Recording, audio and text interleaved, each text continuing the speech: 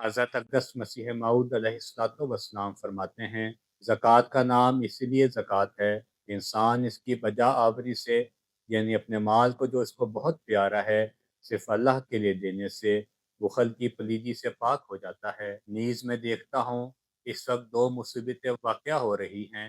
اور دو حرمتیں روا رکھی گئی ہیں۔ اول یہ کہ زکوٰۃ جس کے دینے کا حکم تھا وہ دیتے نہیں، اور سود جس کے لینے سے منع کیا گیا تھا وہ لیتے ہیں، یعنی جو خدا کا حق تھا وہ تو دیا نہیں، اور جو اپنا حق نہ تھا اسے لے لیا۔ نیز زیور پر زکوٰۃ کے متعلق فرمایا کہ جو زیور روپیہ کی طرح جمع رکھا جائے اس کی زکوٰۃ میں کسی کو بھی اختلاف نہیں،